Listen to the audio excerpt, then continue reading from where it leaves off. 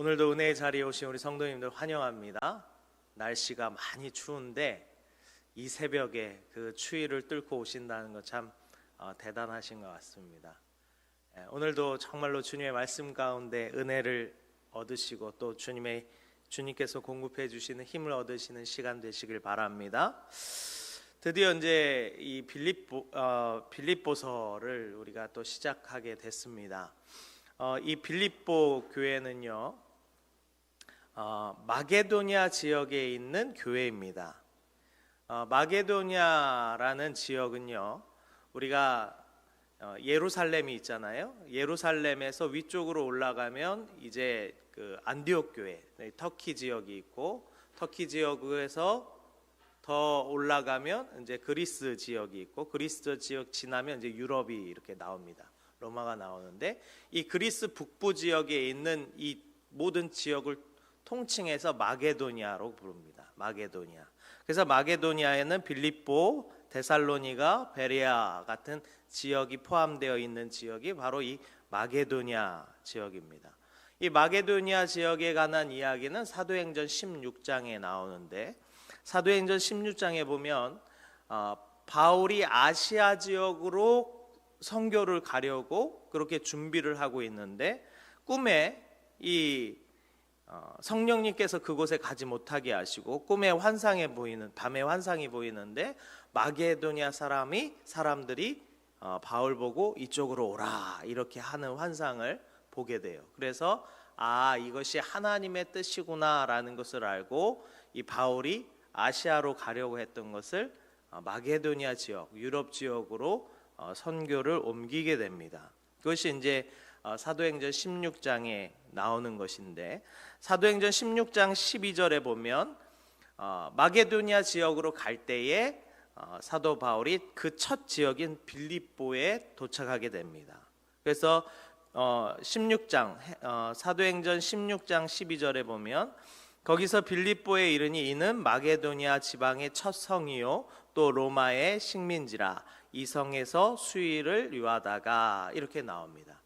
즉 사도 바울이 이제 이 전도 여행을 가면서 마게도냐, 즉 빌립보 첫 지역을 지나가는데 그것이 사도행전 16장에 나옵니다.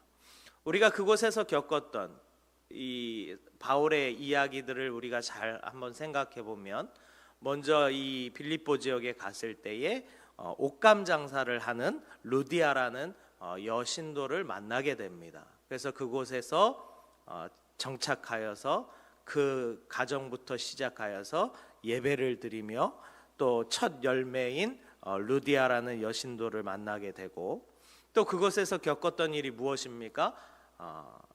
바울이 신라와 함께 그 2차 선교여행을 빌립보 지역으로 갔는데, 그 지역에 갔을 때에 한 여점쟁이가 나와요. 여점쟁이가 나오는데 자꾸 쫓아다니면서 소리를 지는 거예요. 이는 하나님께서 보내신 위대한 사람이라고 계속 소리를 지르면서 쫓아오니까 이 바울이 그것에 대해서 고민을 하다가 기도를 해서 귀신을 쫓아내버리죠. 이 여인이 점을 쳐서 돈을 버는 여인이었는데 그의 주인이 있었어요. 그 주인이 이 여인이 더 이상 점치지 못하는 것을 보고 이 바울과 실라를 고소합니다. 그래서 감옥에 갇히죠. 그래서 바울과 실라가 그곳에서 무엇을 합니까? 찬양을 하죠. 찬양을 해서 땅이, 지진이 흔들리고 옥문이 다 열리는 그 일이 바로 이 빌립보 지역에서 일어난 겁니다. 그래서 그곳에서 옥문이 다 열리고 이 안에 갇혀 있는 사람들이 다 도망가니까 간수가 자결하려고 하거든요. 그곳에서는 죄수가 도망을 가면 그 죄값을 간수에게 묻습니다. 그렇기 때문에 자결을 하려고 하는데 바울이 내가 여기 있다라고 이야기해서 그 간수에게 전도하여서 그 온 가족이 예수를 믿게 되는 그 일이 바로 이 빌립보 지역에서 일어납니다. 사도 바울이 이 빌립보 교회에다가 오늘 서신을 쓰는 것은 이 빌립보 교회가 하나님의 일에 동참하는 교회로서 바울과 함께 가고 있었기 때문에 그래요. 특별히 이 사도 바울이 이 빌립보 교회에 서신을 쓸 때 무슨 일이 있었느냐? 그것은 이 예루살렘에 큰 흉년, 대흉년이 일어난 것을 보게 돼요. 사도행전 11장에 보면 바나바가 바울을 찾아다가, 왜냐하면 그때 이제 바울이 막 회심하여서 이 예수 그리스도를 믿는 그러한 과정에 있었는데 사람들이 바울을 무서워하여서 아무도 접근을 안 해요. 그러니까 바나바가 그를 데려다가 안디옥 교회에 가서 같이 사역을 합니다. 그때에 한 선지자들이 예루살렘에서 안디옥으로 오는데 그 중에 아가보라고 하는 사람이 일어나서 성령으로 말하되 천하에 큰 흉년이 들리라 하더니 글라우디오 때에 그렇게 되니라, 이렇게 나오거든요. 그러니까 흉년이 크게 드는데 특별히 예루살렘 지역에 흉년이 아주 크게 듭니다. 이게 뭐가 문제가 되냐면 그 지역에 살고 있는 교회, 즉 그리스도인들에게도 흉년이 들었다라는 거예요. 그래서 이 일 때문에 많은 이 제자들이 각 유대 지역과 또 이 이방 지역에 흩어져 있는 그리스도인들에게 무엇을 권면하냐면 예루살렘에 흉년이 들었으니 그 그리스도인들을 위하여 우리가 연보를 하자라는 그러한 운동을 합니다. 그래서 바울이 그 핵심적인 인물로 연보를 준비하는 인물로 쓰임 받게 돼요.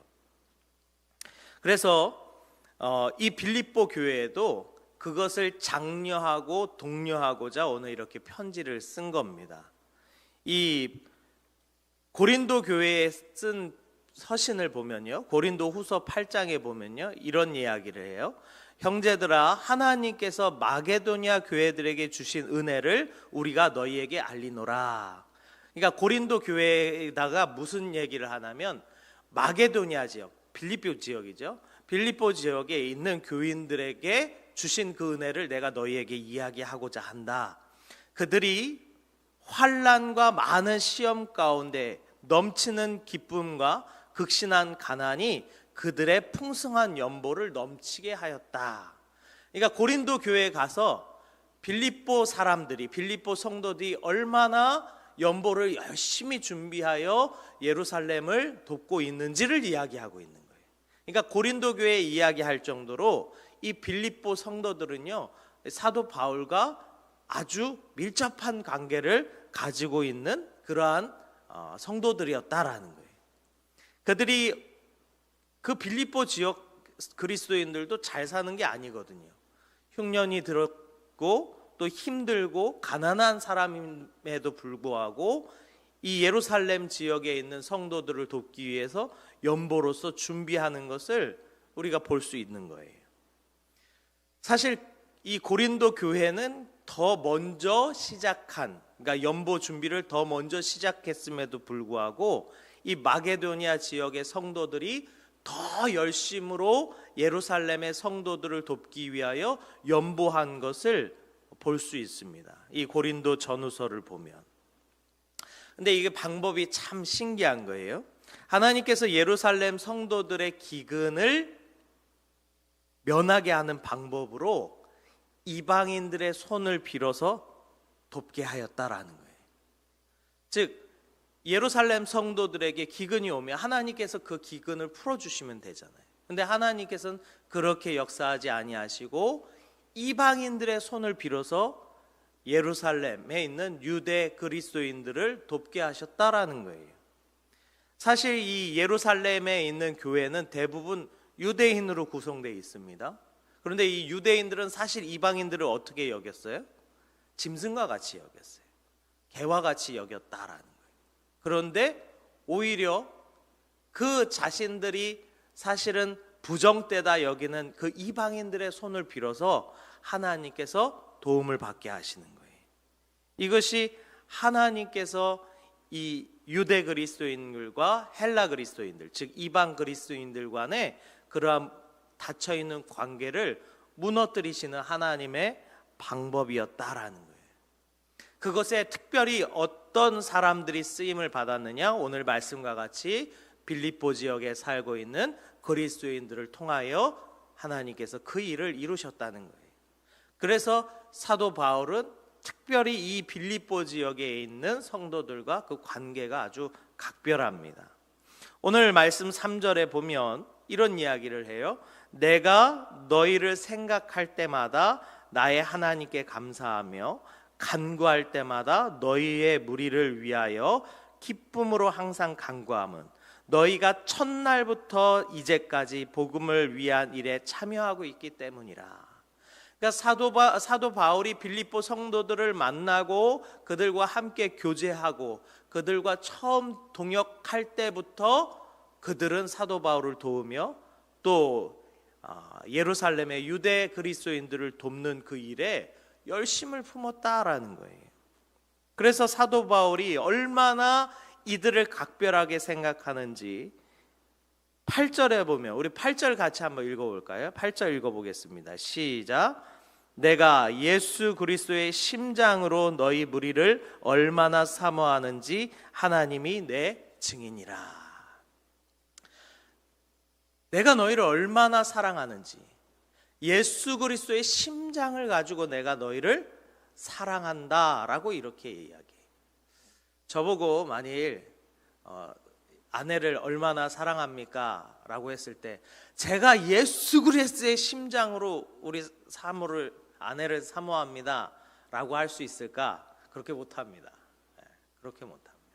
근데 사도 바울은 이 빌립보 성도들을 향하여 내가 예수 그리스도의 심장으로 너희를 사랑한다 이렇게 이야기해요. 얼마나 그 빌립보 성도들을 사랑하였는지가 보여지는 대목이다라는 거예요. 그런 생각을 해봤어요.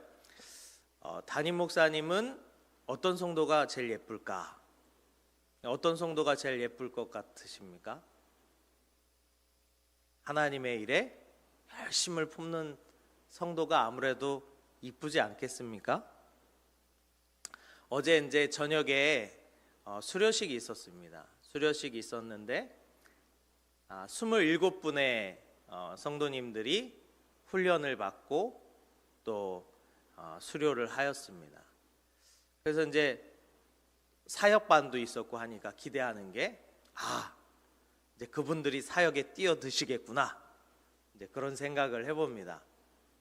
이제 우리 주일학교, 그러니까 유아 유치부터 우리 중고등부까지 이제 교사가 없다고 이렇게 이제 광고를 좀 냈었는데 이제 사역반을 졸업하셨으니까 다들 지원하시겠죠?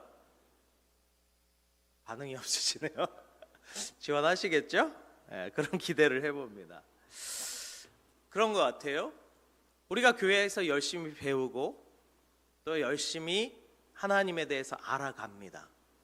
근데 그것이 그냥 정말로 지식만으로 끝날지 아니면 그것이 정말로 삶으로 실현될지 그것이 중요한 거예요. 저희가 만일 죽어서 예수 그리스도 앞에 섰을 때에 예수님께서 너가 저 땅에서 뭐 하다 왔냐?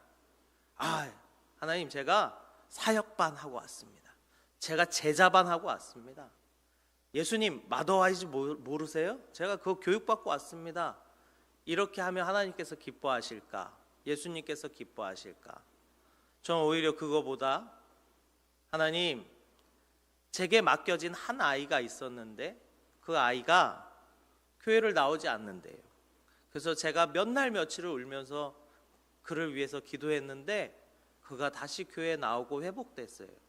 그것이 얼마나 감사했는지 몰라요 라고 말하는 그 성도가 정말로 하나님께서 기뻐하시는 성도이지 않겠습니까? 나중에 하나님께서 너가 저 땅에서 뭐 하다 왔느냐라고 할 때에 하나님 내가 이거 배웠습니다. 내가 이거 교육받았습니다. 내가 이렇게 했습니다 라는 것보다 내가 한 영혼을 위하여 주여 내 목숨을 걸고 그리스도의 심장을 가지고 내가 그를 위하여 기도하였습니다 라고 하는 것이 정말 우리에게 필요한 것이 아닌가 그런 생각을 합니다. 오늘 사도 바울이 그렇게 이야기하는 거예요. 내가 예수 그리스도의 심장으로 너희 무리를 얼마나 사랑하였는지. 우리에게도 그 예수 그리스도의 심장으로 사랑하는 성도, 사랑하는 자녀들, 또 사랑하는 부모 형제가 있기를 주님의 이름으로 축원합니다. 그것이 우리가 이 땅 가운데 정말로 가져야 할 주님의 마음인 줄 믿습니다. 오늘도 하루를 살아가실 때에 우리의 삶으로 예수 그리스도의 사랑을 드러내시는 우리 성도님들 되시기를 주님의 이름으로 축원합니다.